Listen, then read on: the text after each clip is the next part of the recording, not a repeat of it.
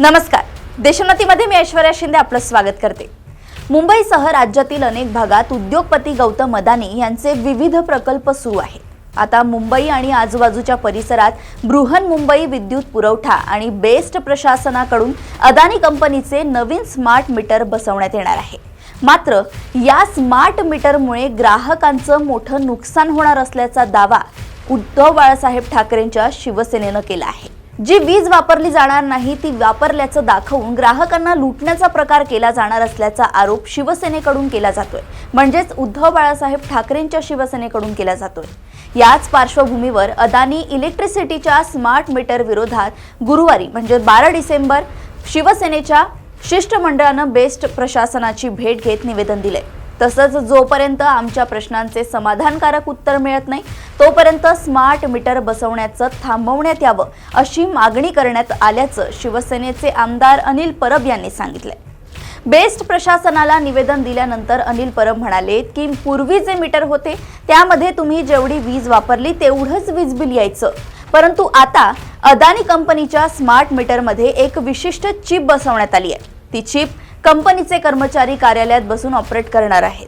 त्याच्यात ते फेरफार करून जी वीज वापरली नाही त्याचेही अव्वाच्या सव्वा वीज बिल लावले जाऊ शकते। परिणामी स्मार्ट मीटरमुळे ग्राहकांचं मोठ्या प्रमाणात नुकसान होणार आहे। हा ग्राहकांना लुटण्याचा प्रकार आहे।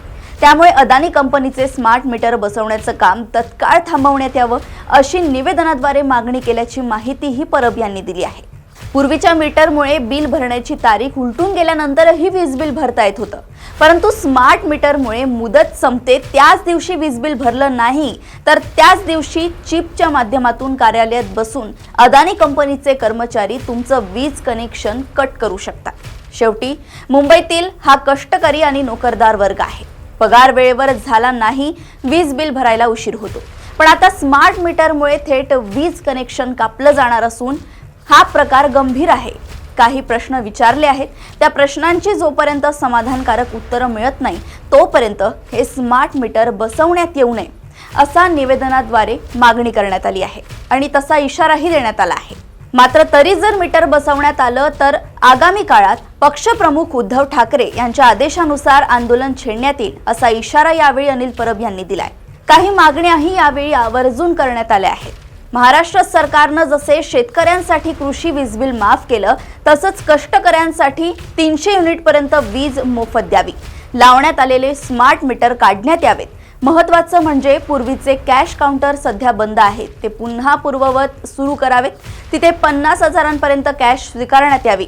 स्मार्ट मीटर बाबत सार्वजनिक सुनावणी घेण्यात यावी अशी मागणी निवेदनाद्वारे बेस्ट प्रशासनाला करण्यात आली आहे।